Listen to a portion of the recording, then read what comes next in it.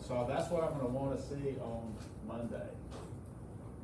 I want each group to come in there and tell me who's gonna forget about what. Right, now, it doesn't have to be fixed in stone, but you need to think about it, so I want you to tell me. Other thing that's gonna happen next week though, is, I'm gonna have, Dr. William Doctor from Exxon Mobil come in and give his, presentation on Tuesday.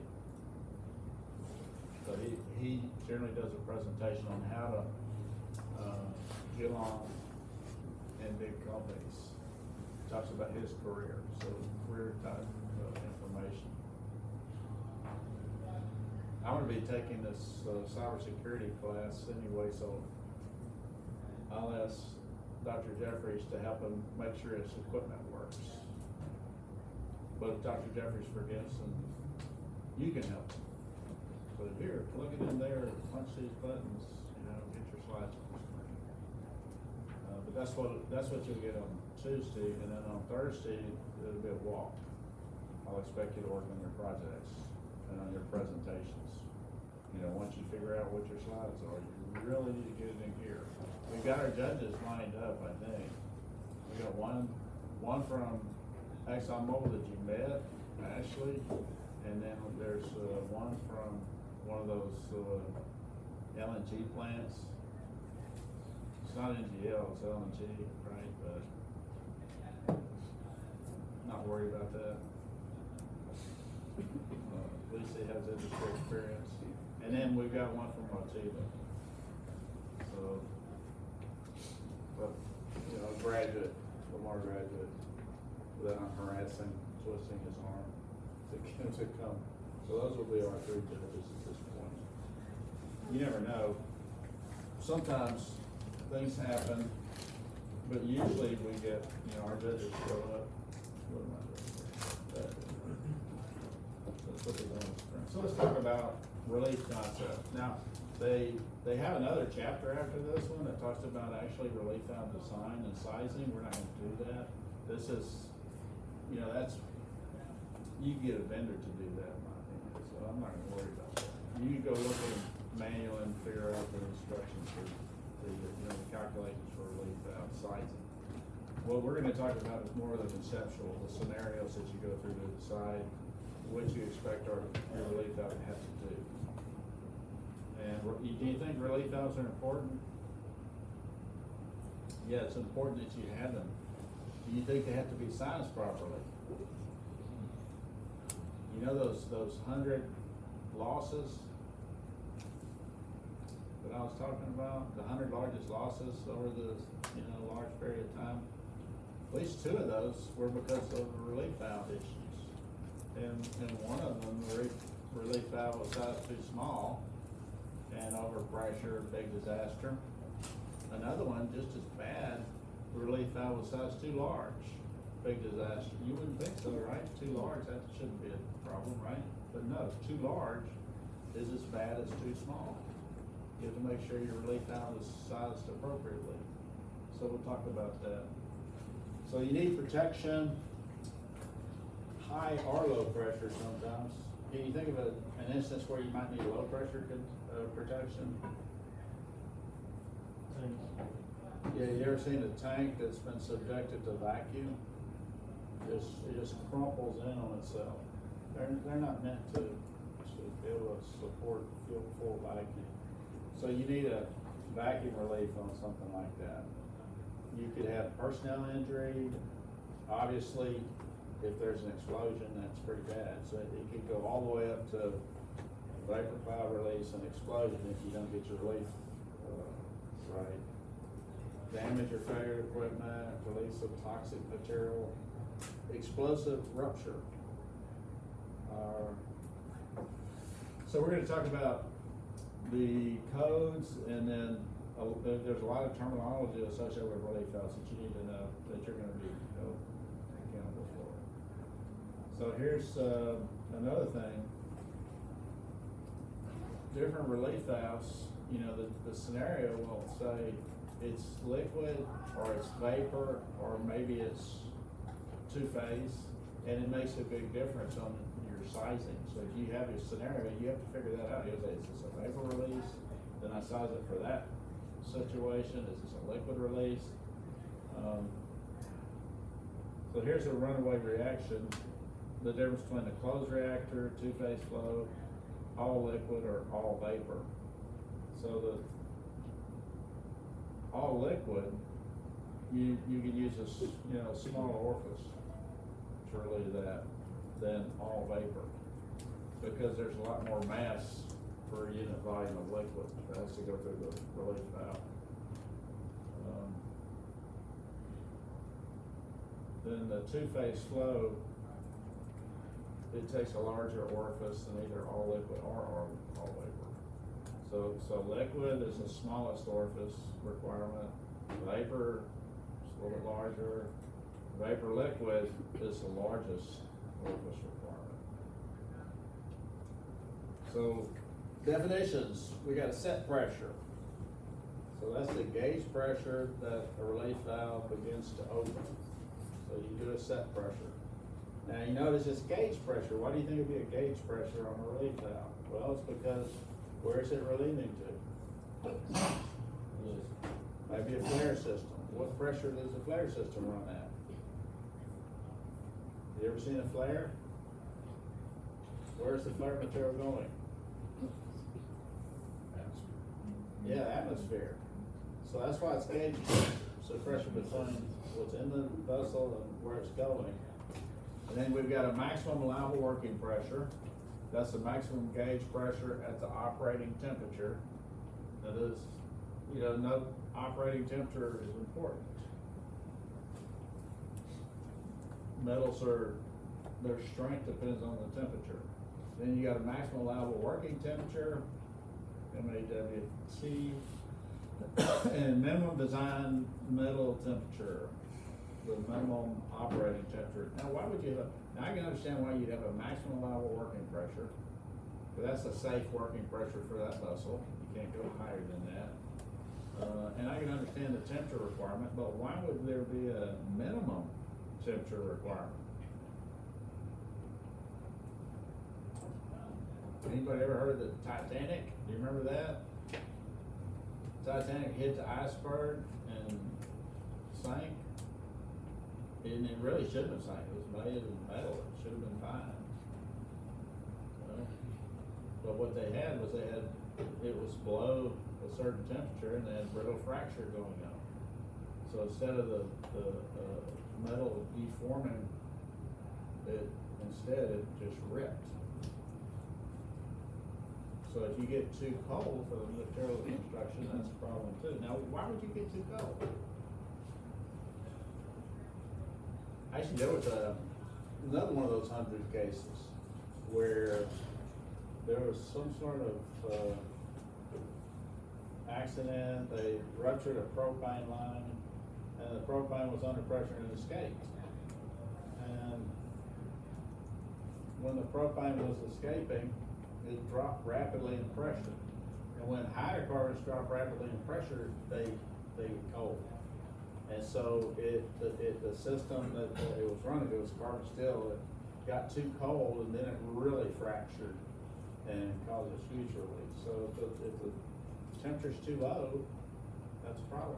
So like if you have an ethylene plant, a big ethylene fractionator, and you have a huge release from that thing, the temperature in that whole column can get lower than what's critical for that metal. Then we got operating pressure. So usually you don't want the operating pressure to be greater than 90% of the maximum allowable working pressure. Accumulation is pressure increase relative to the maximum allowable working pressure. So you work it, you operate at 90%, and then if there's a relief scenario, then you design the relief valve so the pressure goes up a certain amount, and the accumulation is how far it's going to go in excess of the maximum allowable working pressure. Then we got another overpressure here, the pressure increase relative to the set pressure. So you have the set pressure, you got the maximum allowable working pressure. Typically, your set pressure will be somewhere between 90 and 100% of the maximum allowable working pressure, right? But if you're gonna run at 90% of it, then your set pressure's gotta be above that. Because if you get close to your set pressure, then your valve will start leaking. You don't want that. Back pressure, pressure at the outlet of the relief device, you know, so if your relief device goes into a flare header, then there's some pressure drop from where it goes into the flare header to where the flare is, and that's back pressure. So that kind of adds to the requirement for the relief valve. So where's our set pressure? The pressure goes up, it hits the set pressure, relief starts to open, and then we go up to here at our maximum. This is the overpressure, what's over and above our set pressure. Here's our accumulation, what's over and above our maximum allowable working pressure. Then blowdown, we've talked about blowdown before. This is a different blowdown. For relief valve, blowdown means the difference between the set pressure and the relief receding pressure. So that's a real big issue if you're in a 24/7 operation. You don't want to shut down your plant, and you have a big relief valve and you get close to it. If that relief valve blows open, there's no guarantee that the relief valve will reseat, and so whenever the pressure goes back down. But if it does, the blowdown is how far it has to get below the set pressure before it does reseat. But operations, they'll look at that and they'll say, oh man, we don't want to lift that relief valve because it may not reseat, and then we have to shut down. It costs us a lot of work and effort and money.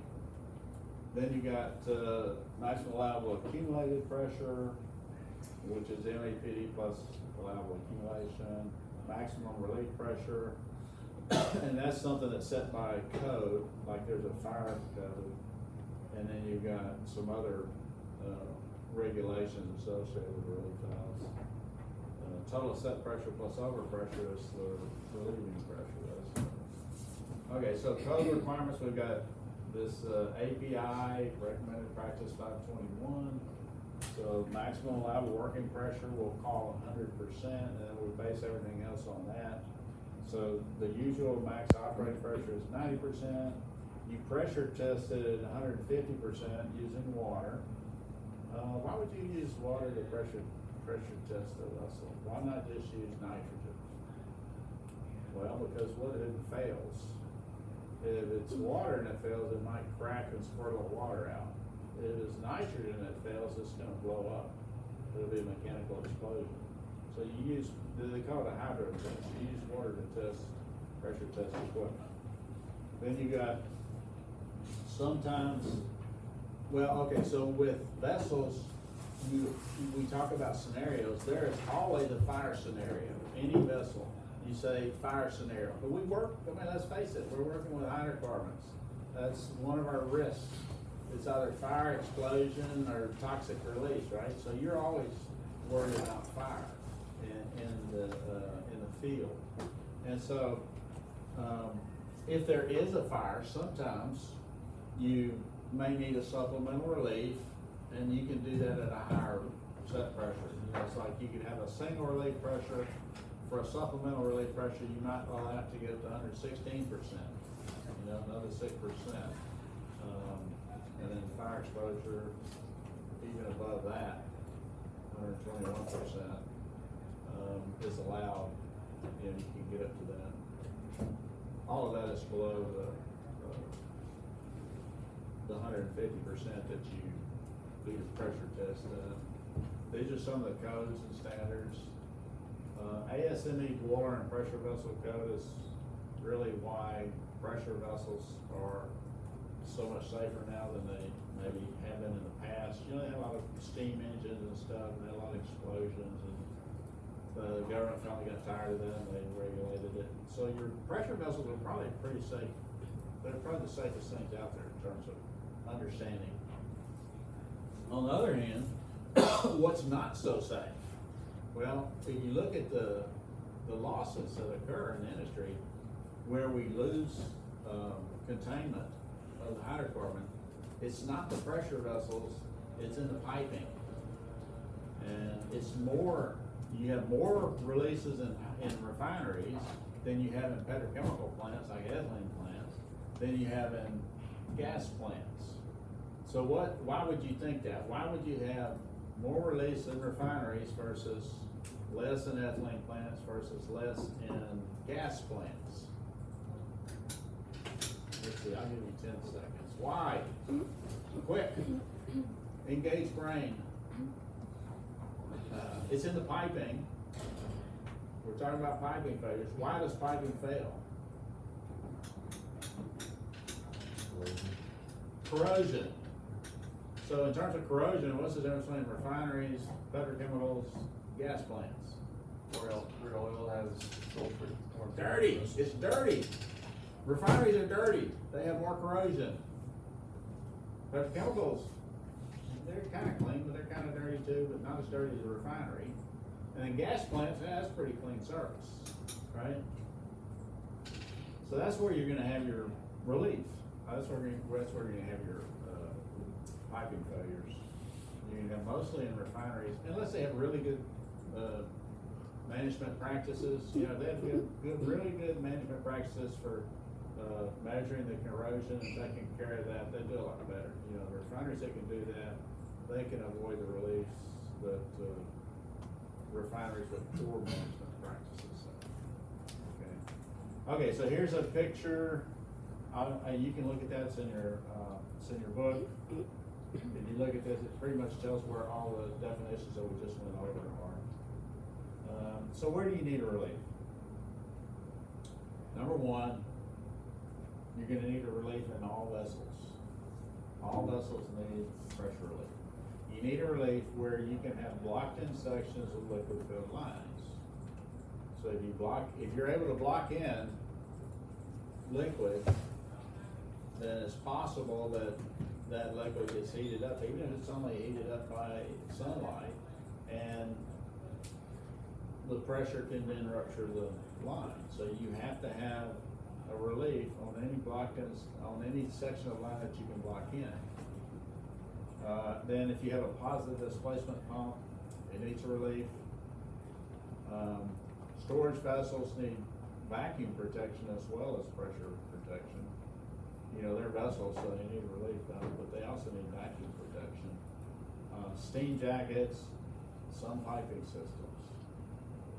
So the design step is first you identify the equipment and the scenarios, because you can go through and say, okay, I've got this vessel, this vessel, this vessel, this kind of pump needs a relief, this kind of pump doesn't, those sorts of things. And then you look at the design conditions and capacity for the scenario. So you figure out, okay, this is a scenario that I need to protect against, and therefore this is the flow that I'm gonna have to worry about, and this is the type of material. You know, is it vapor, liquid, liquid vapor? Is it, you know, what flow do I have to consider? And from that you can say, well, what kind of relief valve do I need? And then, you know, there's also issues with force loadings. So relief valves, have you ever heard a relief valve go off? Anybody ever heard a relief valve go off? Nobody? I'm not surprised. I mean, they don't go off that often. But when they do, they're loud. There's a lot of, especially like steam systems. That's how, you know, if a plant gets really upset, then the steam relief valves start popping, and those things, they go wham, wham. You can hear them outside. I mean, well, when I was working, the control rooms were in the unit, so yeah, you could hear it from the board. Bam, bam, bam. That's how you know something bad's going on. You know, something's out of whack, and there's a lot of pressure, a lot of force going on. And so if your relief valve is pointing that way and a pipe is going this way, then when it opens up, it's like, you know, it shoots that material out perpendicular to the pipe. And it's like a rocket, you know, an exhaust going off in that direction. It's going to drive that pipe in another direction. If it's not supported, it's not going to stand. It's going to break. And then you have a lot bigger relief than the relief valve, right? Then you have a loss of containment. So you do have force loadings that you have to consider for the design. And then you got to have testing and maintenance. The other thing, design basis for the entire system what they're talking about there is we've got a lot of different relief systems, and we maybe have one relief header. And so you gotta figure out, well, how big does the header have to be? And so you have to look at scenarios on what's the maximum loading for the header, and that combines all of your scenarios for the individual relief. So that's for the entire system. And those are expensive, relief headers are expensive. And you know, there's a lot of relief valves out there that aren't even connected to relief headers. How's that possible? Texas City disaster, relief valve was not connected to a relief valve header. How is that possible?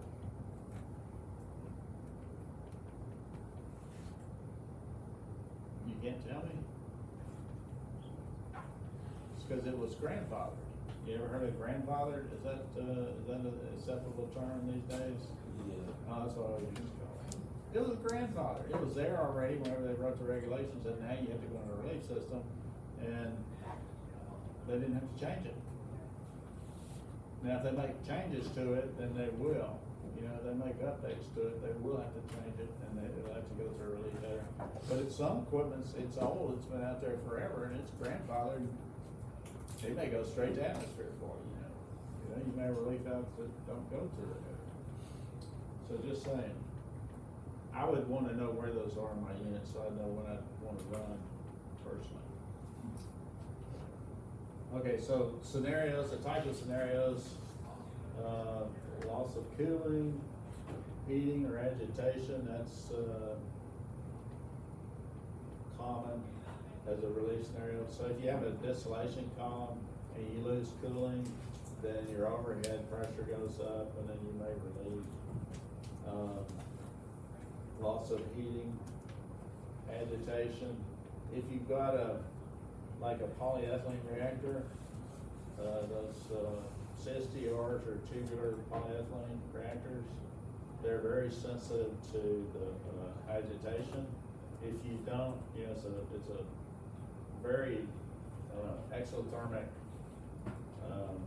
reaction called decomposition. We call it decomp, that ethylene can undergo under certain circumstances, and whenever you're reacting to make polyethylene, if you don't agitate it properly and it gets a hot spot in it, it'll decomp.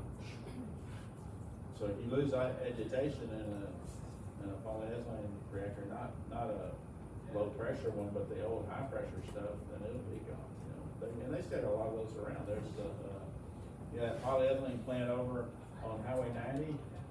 They have a tubular reactor for polyethylene. Now they have some gas phase reactors too, but they have a tubular one. The ones at Chevron Phillips at Baytown, Cedar Bayou, they have CSTRs.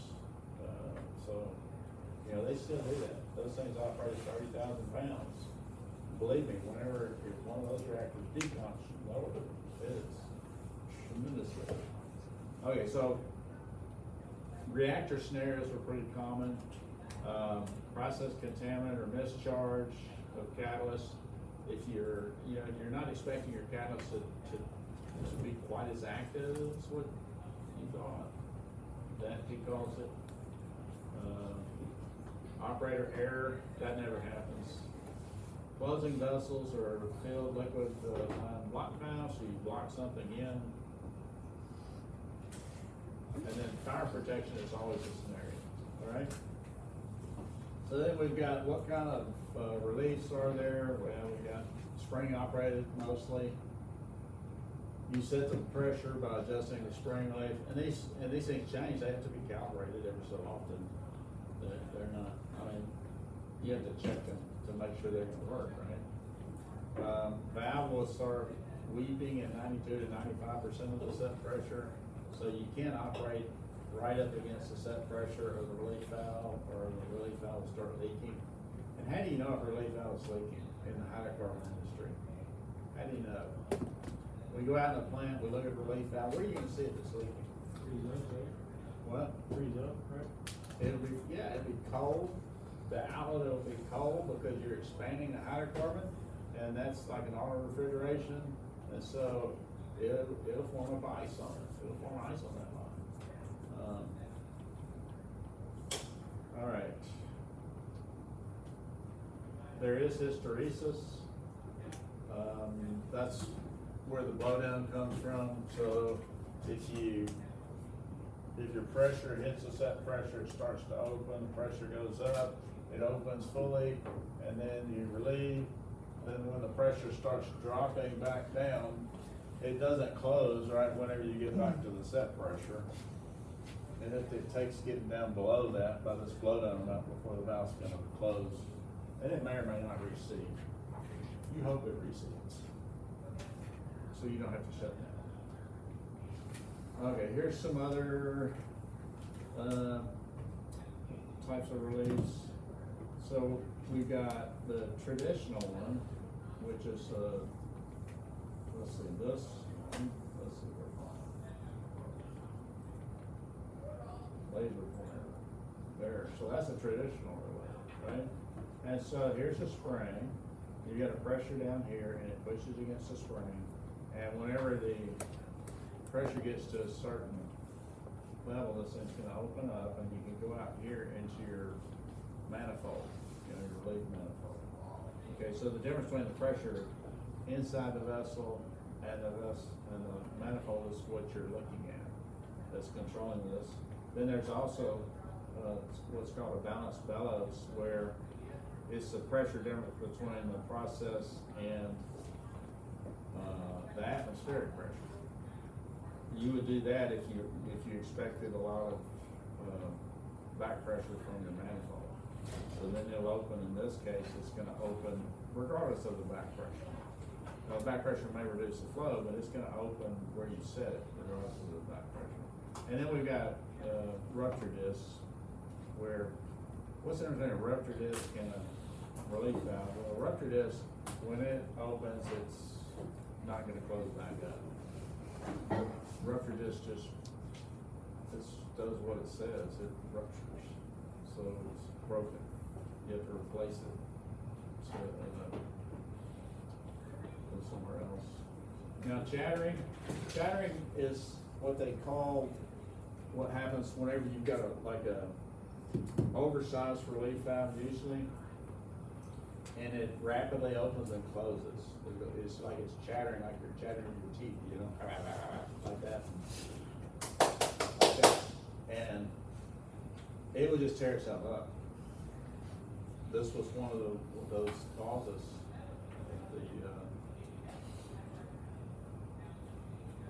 One of those major releases and disasters that cost so much money. It was a relief valve on a crude charge pump, and they blocked in a crude charge pump and they had it protected by a relief valve. But whatever scenario they looked, they had, it was for a lot larger relief valve. And so that relief valve was, way oversized for that scenario, and it chattered and it basically broke itself to pieces. Okay?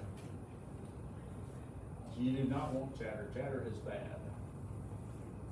So oversizing is bad. Undersizing is bad. You need right sizing. You ever heard of right sizing? No? You're too young. Okay. That's I don't want to go there right now. So we'll just say, here's another type of relief, a buckling pin relief. You can see they have a pin here and buckles, and that's where you get your valve opening. Obviously, you're gonna have to replace this pin to reset this device. Then you've got some more complicated pilot systems, pilot valve systems. Not even sure how this thing works. Looks kind of complicated, right? So you've got tables, advantage and the disadvantage of the different types of relief valves. I'm not going to go over all these. Some of them are pretty obvious. Actually, all of them are pretty obvious to me, but you should review the table. I may ask you about those on the test. Okay. So now we get to the fun part. Here's the example. So read this semi-batch recipe here.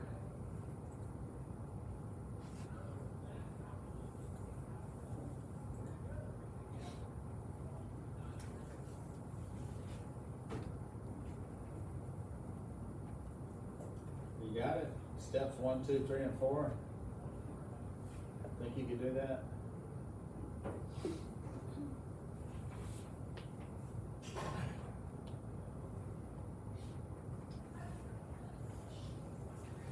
So we pump 100 pounds of initiator into the reactor, we heat it up to 240 degrees, we add monomer for a period of 3 hours, and we start removing energy using cooling water. And then, after we're done, we strip the residual monomer by means of a vacuum, and we're done. We've got our product. Clear? Okay, so that's a process. So then your job is to knowing what you now know about how this equipment is operated, you say, well, what needs to be protected by relief, and what are the relief scenarios? And then what are the types of reliefs, as in, is it vapor, liquid, or liquid vapor? Okay, so here's your system. Where do you want to put a relief valve?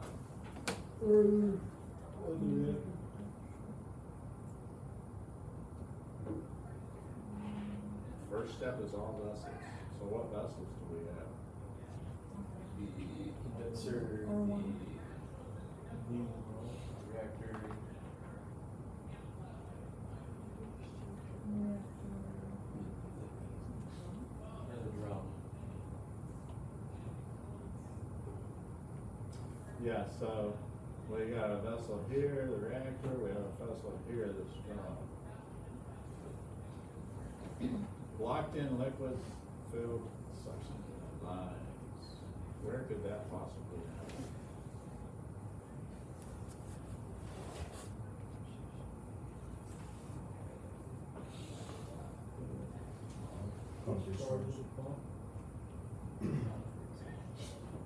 Where? P1, we're at. Well, that's not what we're talking about right now. That's not a locked-in section. This could be blocked in, I guess. You could block in this one, and this one, and this one.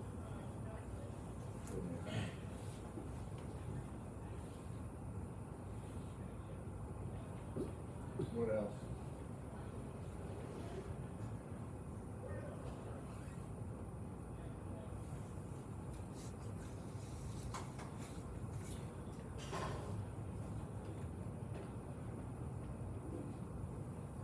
B13.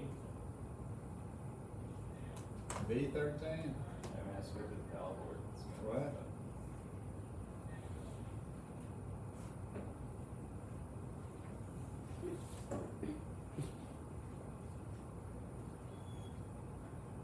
You can definitely block in 14 and 13 and have this, this valve removed, but that's not really a section of line.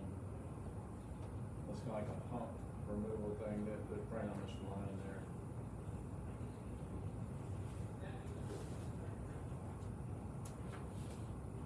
So they probably won't consider that. But this here is what's typical. So V10 to V11, if you blocked in that section of line and then you still were trying to cool something, it's gonna heat that line up. So you would, typically you would, have this line, you would have a relief device there. Now, it wouldn't have to be very big. I mean, all this is water. You heat up a little water, it expands a little bit, but it can tear up your piping. So you would have to have a small relief valve there. Another thing is, while you're running cooling water through here, this is a liquid filled system. So those cooling coils, you may need to protect. What about positive displacement pumps? Well, is P1 or P2, are they positive displacement pumps? What does it say P1 is? Gear pump. A gear pump. That's a positive displacement pump. So you need to discharge of this pump. It may come built in, sometimes a gear pump or the positive displacement pump will have it built in, the relief is built in. But if not, you would have to put one here. And then storage vessels, well, any storage vessels do it, so let's see. What about steam jackets? Do you have any steam jackets? Yeah, we don't, really. Then we had a steam coil, but we don't have a steam jacket. What's the difference? Your jacket like surrounds. Yeah, a jacket will be around the outside of this thing. Let's see, now we need to talk about scenarios here.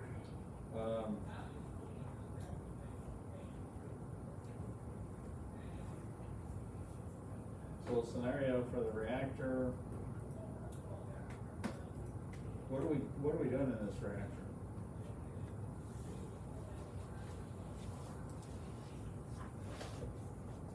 That's what you have to think about. What are the circumstances where we're gonna need a relief from this reactor?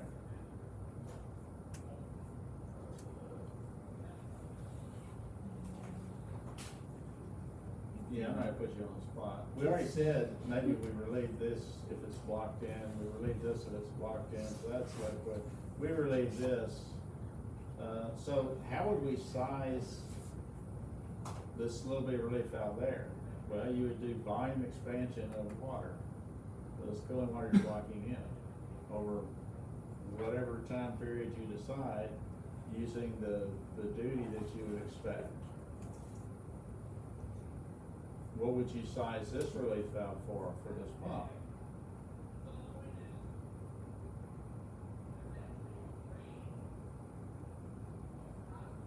Well, it's a gear pump. It runs this many GPM.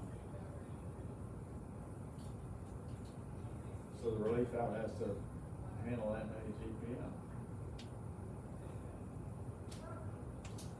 But back to the reactor, what kind of scenarios will we look at there? Or what about this one? What about T1 too? What kind of scenarios would you look at? What, runaway reaction? What? Runaway reaction? Runaway reaction would be for the reactor though, right? Vacuum, What? vacuum, would be one. Where are you gonna get the vacuum from? From the vacuum one.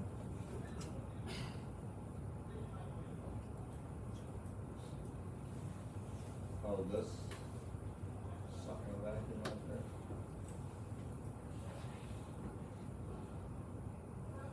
So maybe you would put a relief valve, or you could design this thing where it can handle vacuum. If it can handle vacuum, if it can handle pressure, it can handle vacuum usually. You don't need a relief valve. But if you have a runaway reactor, yeah. What do you expect to be coming out of that relief valve if it's runaway reactor?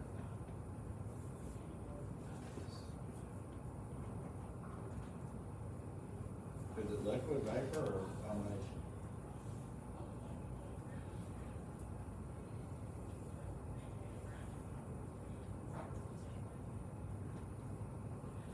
That's the sort of thing you gotta come up with, you know? And a scenario that what kind of scenario did I say you always use? You can always, for a vessel, you can always come up with this scenario. There's even standards that you can use to figure out what the heat input would be. It has to do with the fact that we're dealing with highly hazardous chemicals that burn. Alright? So the answer is fire. There's a fire scenario that you would always use as one of your scenarios. No matter what else, you use a fire scenario, okay? Okay, so they put a relief on the reactor, positive displacement pump, the heat exchanger tubes, if the cooling water is blocked, the drum, and then the reactor cooling coil if you have a complete blocked system, and then you have temperature expansion, and then you did not put one on the centrifugal pump. So this is where they put them, right? So they put one here, put a relief here, they put a relief here, they put a relief on this drum, they put a relief on the positive displacement here, and they put a relief on this line. Now, that's not all, they did something else here. What did they put? What's this symbol, you think? Yeah, it's a rupture disc. So they put a rupture disc and then a relief valve here, and then they put a pressure gauge in between. And that's typical. If you have a rupture disc and a relief valve, then you get the best of both worlds. You keep your relief valve from being closed up by all the gunk in the reactor at the same time, so you keep it clean, but still it'd be able to shut after you relieve. And then but you have to put a pressure gauge in between, because what if the rupture disc gets a hole in it? It's not working anymore. You don't know unless you have a pressure in between the two. Okay, then the scenarios. So they've got, for the reactor, they've got 5 scenarios. Full of liquid, pump is turned on, right? That's a scenario. Cooling coil breaks and water comes in. Nitrogen regulator fails, flooding it with nitrogen. Loss of cooling during reaction causes runaway. Fire external, so you always have fire for a missile. You see all those scenarios? Man, we didn't see any of those scenarios, did we? We're terrible. We're terrible at relief valve design. We have to get better. Okay. Then, okay, so we've got a deadheaded pump for the, positive displacement pump, that's fine. Then we've got blocked in heat exchanger coils. And then the drum, he has a nitrogen regulator fails. Now, he didn't put a fire scenario on there. He should have put a fire scenario on there. If there's anything in the drum and you get, fire, you can always use that scenario. And then the water expanding in the coil, right? And then he talks about the different types of PSVs, the different types of flows. Okay, so this is material that may have two-phase flow, the reactor. And you think about it, it's like a Coke bottle that you shake up and you open it up and it's gonna all come out, that's liquid and vapor. Then you've got a liquid service on the pump, you've got another liquid service, PS3, confined water line. Then he's got a balanced bellows on 4, which was, let's see, 4 was the one on up here. So balanced bellows, liquid or vapor service possible, back pressure expected because of the discharge. You may have a lot of back pressure in your effluent handling system. And then PSV 5's conventional. Let's see, where was PSV 5? So there's 1, 2, 3, 4, 5. Okay, that one. Liquid service only. So they only size it for liquid service. So, okay, so what are the scenarios? Now that we've talked through what are the scenarios, do you remember what the scenarios were? What's the scenario for PSV 2? Deadhead the pump, right? So how do you get the flow and the material that's going through that relief valve so you can size it? It's the pump velocity and flow rate. Yeah, what's the pump's capacity at whatever your set pressure of the relief valve is, and that's what you'd expect it to have to handle. So you tell it what material it is, send it to the vendor, give me a relief valve that'll handle this much material at this pressure, right? We already talked about this one, but what about, let's see, scenarios on the reactor again? What were the scenarios on the reactor? Do you remember all those scenarios? Give me one, just give me one scenario on the reactor. The cooling water piping fails. That floods into the reactor. Yeah, so cooling water comes in at 200 GPM. If that fails, this reactor's gonna be filling with cooling water at 200 GPM, it may be blocked in, and so you have to have a relief for that scenario, right? So it has to be able to handle that. That's not a very good, that's not a very big scenario. It's like a very small relief valve would cover that. So that's not gonna be controlling, your controlling scenario here is probably gonna be which one. Give me another scenario first, though.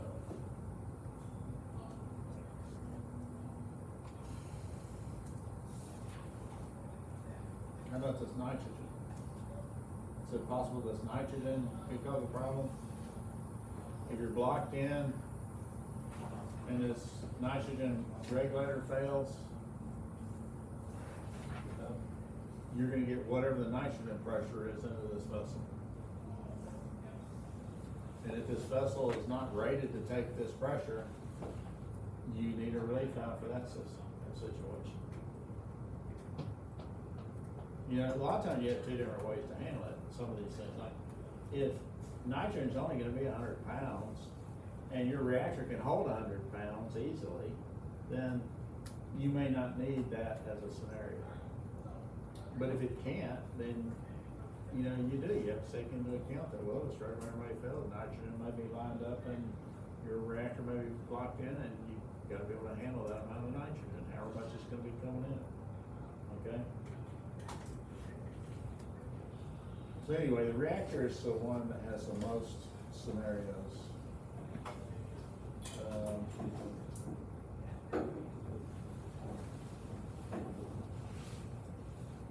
Okay. So now we're talking about the installation of practices. See, that's the most fun. If I try to ask a question about, I give you a flow sheet and say, where are my relief valves required and what are the scenarios? That's always the most fun grading. Not. Okay. I think the only way to do this, you have to go design, you have to go figure out relief valve scenarios in practice. That's your job. Then maybe it'll be serious to you. Here, this is just, this is classwork, we don't care, right? That's not really our system. But if you're in a plant and you put in a project, you're gonna have to put relief valves in where appropriate. And so then it's a lot more important to you to figure out what those scenarios are and to calculate what those flow loads are so you can go in and get the correct size relief valve to put in. I mean, even the littlest project, even the smallest rinky-dink little project, you may have relief valves put in. I put in, heck, I was a co-op putting in a heat exchanger and I had to do relief valves. You know? One of them was, guess what? Liquid expansion. It happens. Okay, so installation, you need to make sure they work as intended. They need to be recertified on an annual basis and open at the correct set pressure. Who does this? Do you do this stuff? Do you figure all this stuff out, make sure they open everything, recertify them? If you're in maintenance, you do.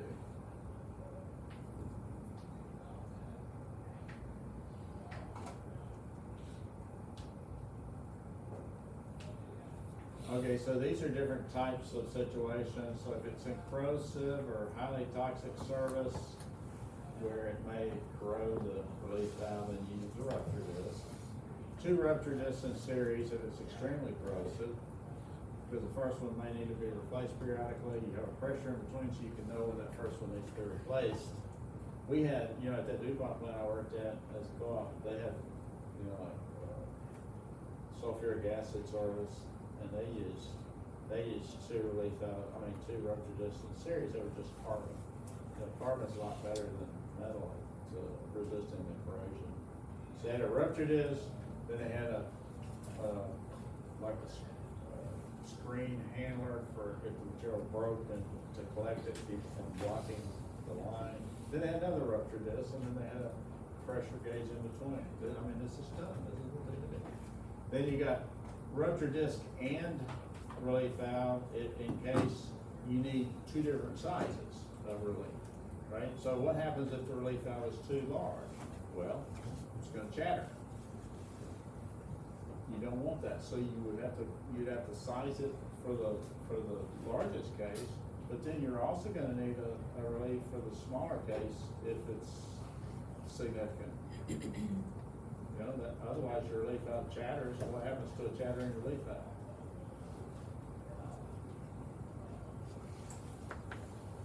Come on, tell me, what happens to a chattering relief valve? Tears up, doesn't receipt, What did you say? tears up. and It doesn't tears receipt. itself up. Receipt. Absolutely. If you have a chattering relief valve, it will very quickly destroy itself. And if you're lucky, it just stays open and, you know, once it tears itself up, it just stops working and it goes to the flare.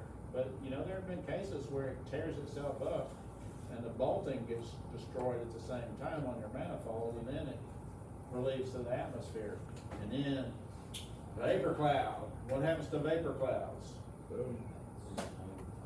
Yeah, two choices. You either catch an ignition source early, in which case it's a fire, or you catch an ignition source late, in which case it's an explosion, as we just talked about, right? Okay, two reliefs in series. Rupture disc protects against toxicity and corrosion. So these are just scenarios. Here you have two rupture discs where you can't take one out of service without putting the other one in service. You know, it's a three-way valve. It's either one rupture disc or the other is in service. Otherwise, you can't change them, you know. So if you need to be able to test and change your relief valves online while you're running 24/7, you have to set it up to where it's either, you know, this one's in service or that one's in service, and you can't block them both in. So you block in your relief valve, then that's an exceptional situation. You know, it's a highly hazardous situation. And they do it. I mean, I'm not saying they don't do it. They will block in a relief valve, but a lot of times, you know, that's a questionable practice. But I've seen it done, but it's a questionable practice. You know, they have valves and they'll say, they have these things they call car seals. I'm not even really sure what they are. I haven't seen them, but it's like that whenever they block, they chain stuff, you know, they chain valves open. They don't really chain the valve open, they put a chain on it with a lock on it that says, hey, this valve's open and it should stay that way until somebody takes this lock off. You know, that's whenever you do lockout, tag out, it's a chain and they wrap it around, but it's not really holding the valve closed or anything, it's not really chained, but it's just to signify, yeah, this is set, don't mess with it. So they car seal these valves so that you have a relief valve lined up. Okay? And if somebody messes with that, it's like messing with your utility meter, right? Nobody messes with that little bitty hook thing that holds your utility meter closed. You're not supposed to anyway, or the utility company will be mad at you. Or they think that you're stealing electricity from them. Okay. Long radius elbows, and so that's reduces the pressure. You know, you want this A distance to be short if possible. You can have a relief on a piece of piping. Should not exceed 2% of the cross-sectional area. And then you should never connect process lines to safety relief valve openings. This is a no-no. Also, you need to have it downstream a certain amount from turbulence causing devices. So what causes turbulence in piping?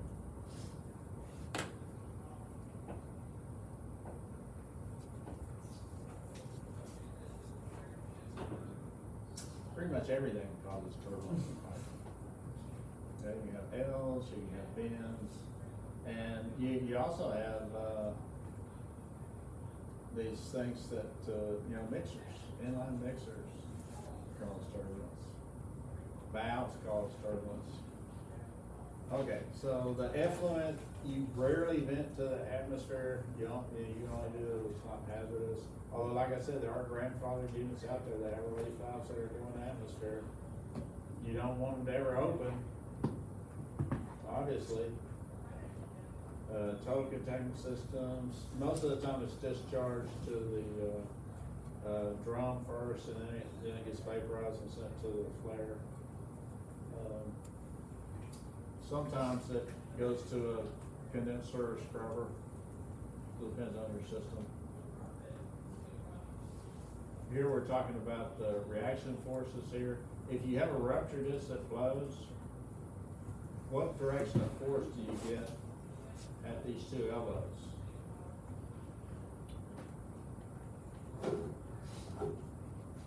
Let's say I'm at this elbow.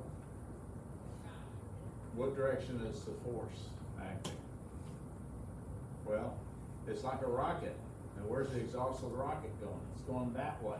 So where does his elbow want to go? It wants to go that way. So this is where you have to support it from this side. And then it comes down here and hits this wall and drops, right? Well, you've got two forces, you know, you got the force that you need over here to support this thing from going that way. And then you got the force up there on the top to prevent it from jerking up. You know, you stop this direction of flow and started this direction of flow. So you do have to support those things. Here's an example where they didn't support it, see? Tailpipe without adequate support. Does this look like a good pipe here anymore? It used to be straight, now it's not. Probably can't get, don't let this be your really tailpipe, right? Oh, there's a calculation in here, I don't think we've got this anymore though. This is what you would use to calculate a velocity.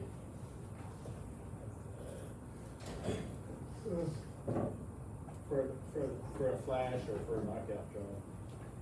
That's the terminal velocity for that diameter particle.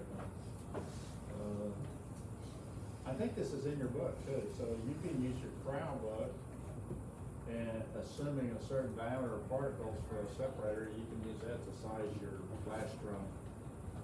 So while we're on that, since, you know, I've got a few minutes here, so if you want to size a flash drum, what's important?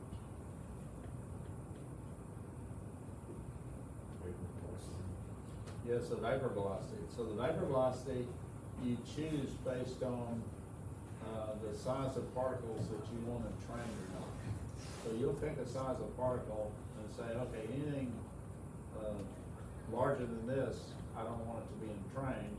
And from that, you can say, okay, well then this is my terminal velocity. And then based on the terminal velocity, if you know how much vapor is flowing through there, you know what the diameter has to be. Because that, you know, if you get to a certain diameter, the larger the diameter, the slower the velocity is. You know, the smaller the velocity is of the vapor going up. So you increase the diameter until the velocity is small enough to where that diameter particle is not going to be entrained. Now, why can't you just say, well, I want any entrainment?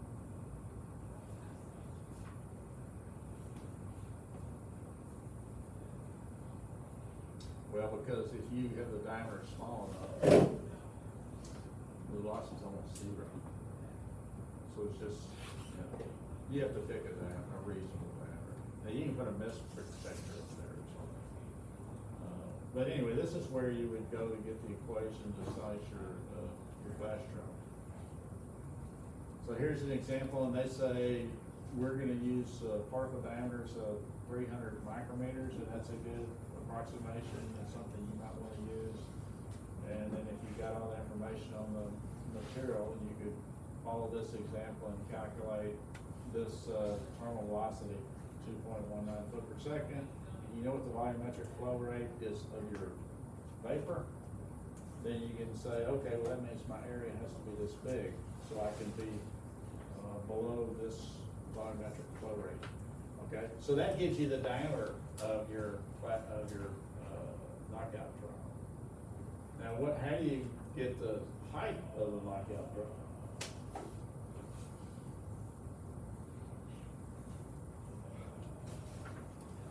You know, that's how you would size an overhead accumulator too.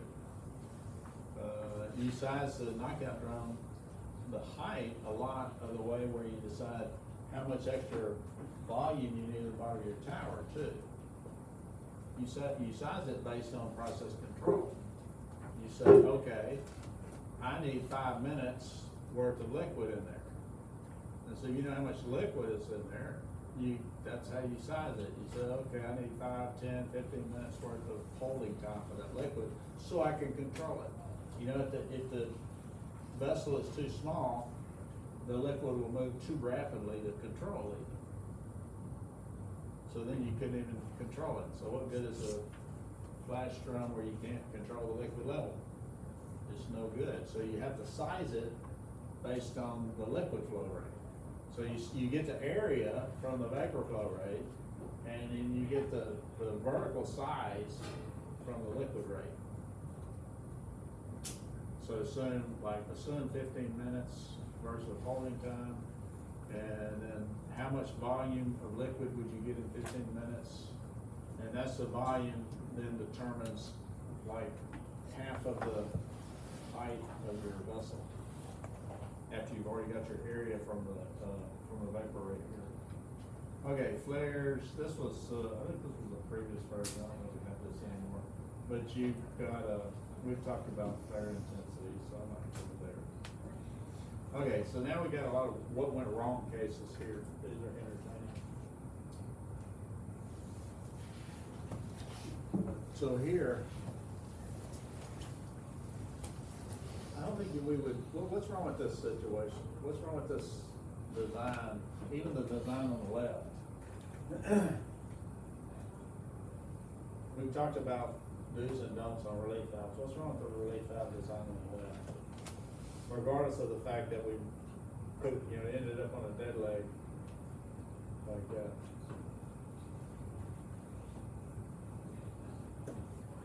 You don't remember what we said?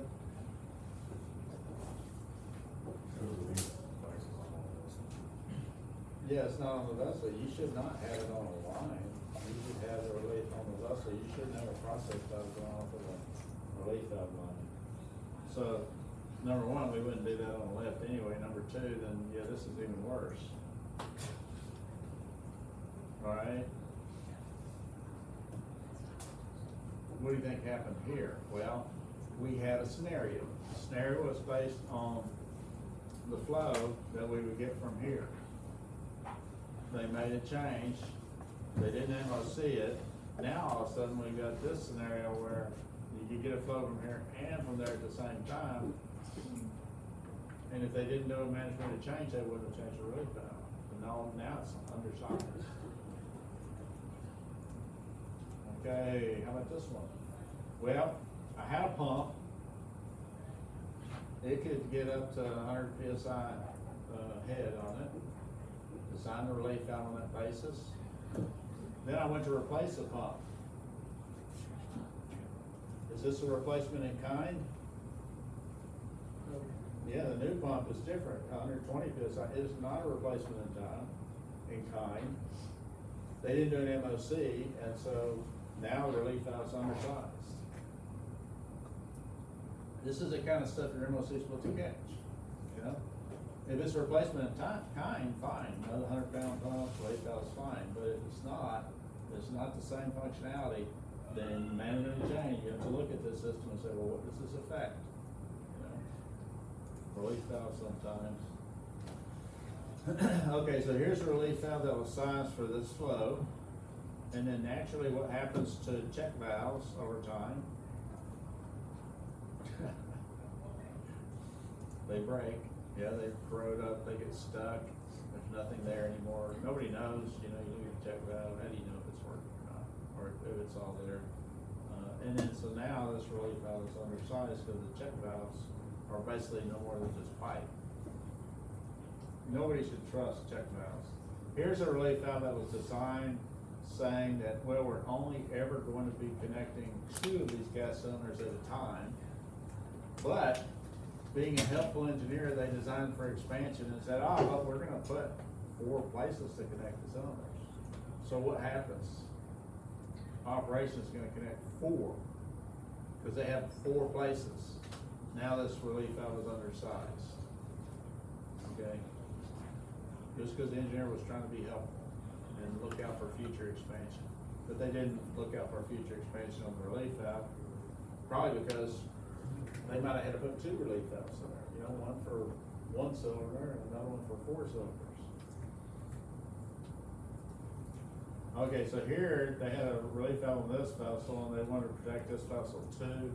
This is completely unacceptable these days anyway. This is why, you know, you put a valve in between these, and now all of a sudden, this vessel's not protected at all. Each vessel has to have their own relief.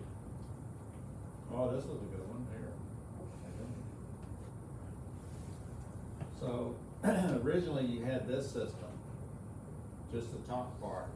And they had a pressure controller here, and they had a relief valve for the downstream pressure. But then, that wasn't enough, they had to put some more stuff in, and they joined it to the pipe after the check valve. So this relief valve's not gonna see the pressure downstream anymore. The pressure downstream can be higher if the check valve works. You know, it can be higher than what the pressure is here. So the relief valve doesn't see it, so it's no longer protecting what's downstream. And here's one where, to save money, they changed these, they used a cheaper valve here. They weren't,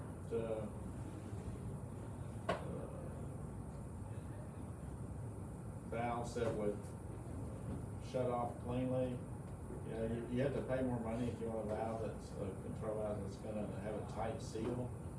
So they were cheap and they leaked, and they had a system such that you could never block in this reactor, or you could never block in the furnace. I mean, so the furnace effluent either went through A and B, or it went through C, right? One of those two routes has to be open, because what happens if you block in a furnace? If you block in a furnace and it's operating, what happens? It's gonna explode. What? Probably gonna explode. You're not loud enough. It's probably going to explode. It's probably going to explode? Well, maybe, why? If stuff's going into it, and nothing's leaving, gonna accumulate.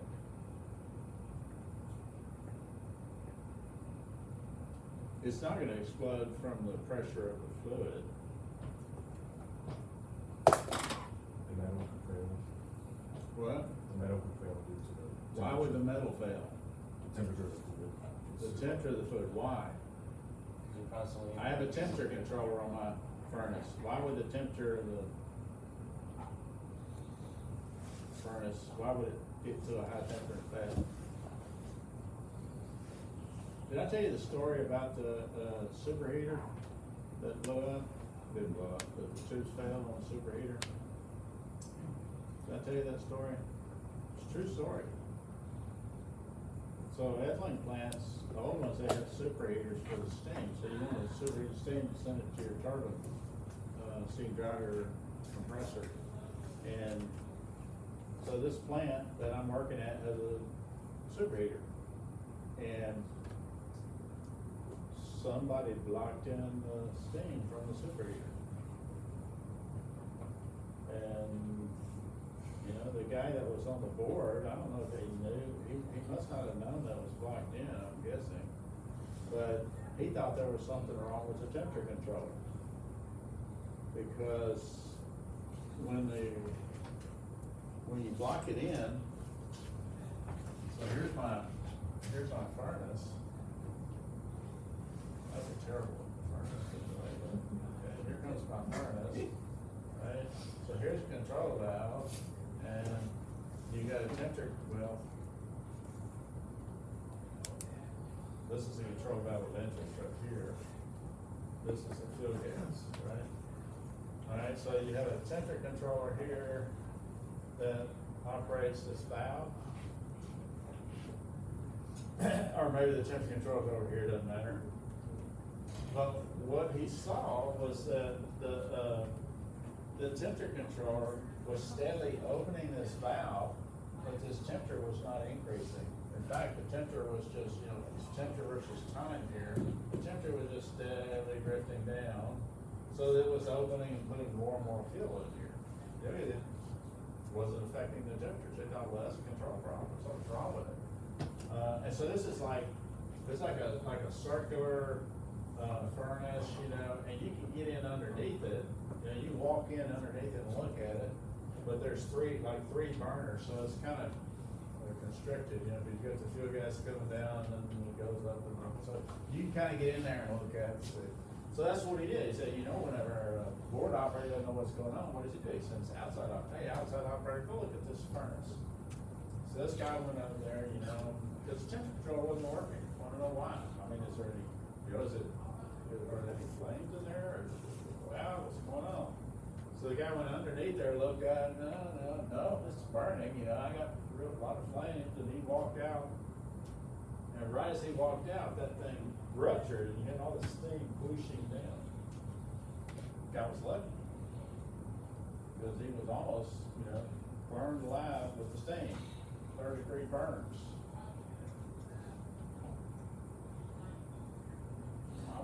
So what happened? Well, what happens if you don't have any flow here? What happens to this temperature?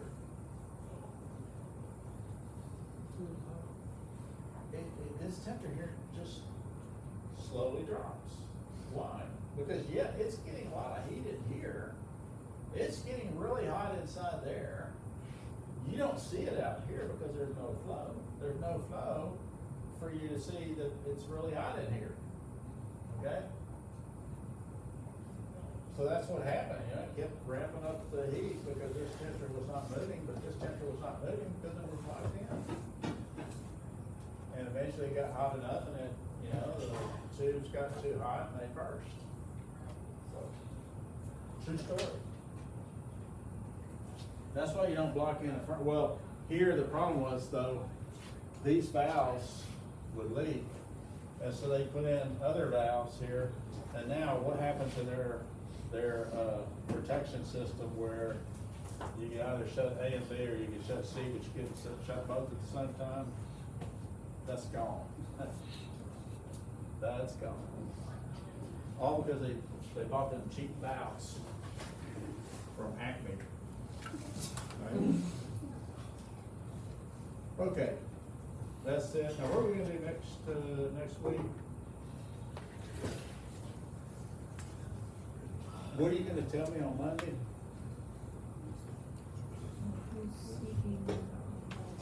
You speaking for what? You gonna tell me who's speaking on what? What are your choices? Economic safety process. Something safety and process, what? Economic safety and process for sure, yeah. That's not all, that's not the only thing. What's another major one that we're missing, because we haven't done it yet, probably? Engineering, or I guess engineering. Integration. Process, or safety. Engineering standard, not so much. You do have to do engineering standards, but no, I was thinking of, what's our assignment? Hot, cold stream heat network. Hot and cold springs, because why do we need to know that?